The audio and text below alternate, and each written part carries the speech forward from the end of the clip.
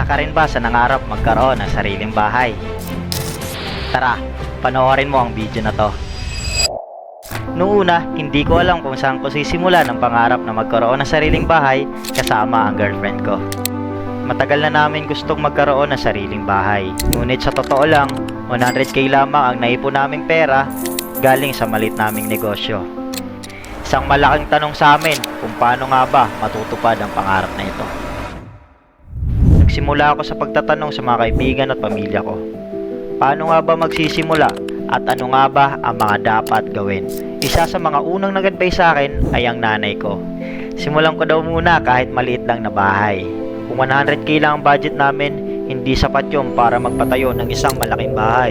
Kaya't napagpasya naming magpartner na magpagawa ng isang maliit na bahay. Yung kahit simple, ngunit komportableng tahanan. Inumpisahan ko nang mamili ng mga kakailanganing materyales. Una muna naming pinagawa ay ang poso. Sa bawat materyales na binili ko, doon ko naisip kung gaano kabigat ang bawat gastos. Ang mga semento, hollow blocks, buhangin, graba at iba pang kakailanganing bilhin para sa maliit na bahay. Sobrang mahal.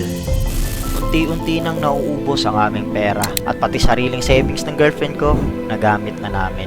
Umabot na sa puntong nag-aaway at nagtatalo kami minsan kung saan pa ba kami makakahanap ng pera. Buti na lang at nasakto sa 13-month pay at bonus noong December last year, 2024 dahil parehas kaming government employee. At dahil doon, nagkaroon pa kami ng budget para pagpatuloy ang papapagawa ng aming maliit na bahay. Dito rin namin napagtanto na ang bait talaga ni Lord at hindi niya kami pinapabayaan. Dahil sa panahong walang-wala at pasuko na kami, biglang magkakaroon. God always provides talaga. Habang ginagawa ang aming maliit na bahay, naging mahirap pero masaya kami sa bawat progreso na nangyayari. Nakikita namin na dahan-dahan nang tumataas ang mga pader at doon namin na-realize na tama ang mga desisyon na ginawa namin. Bagamat hindi pa kompleto, alam kong ang bawat hirap, away, luha at pawis ay bahagi ng pagbuo ng isang pangarap. Ang unang sahig, ang unang dingding at ang unang bubong, lahat ng yon ay may kahulugan. Sa bawat araw na dumadaan sa aming pagpapagawa ng maliit na bahay, natutunan namin ang kahalagahan ng pagtsatsaga, pagtitipid at pag-aantay.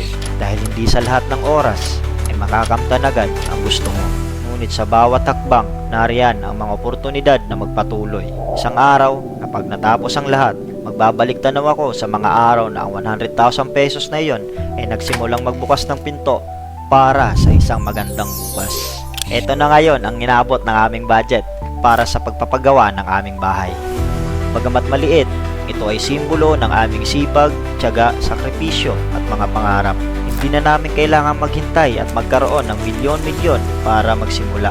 Isang maliit na hakbang lang at unti-unti, natutunan namin magpatayo ng hindi lamang bahay, kundi isang tahanan.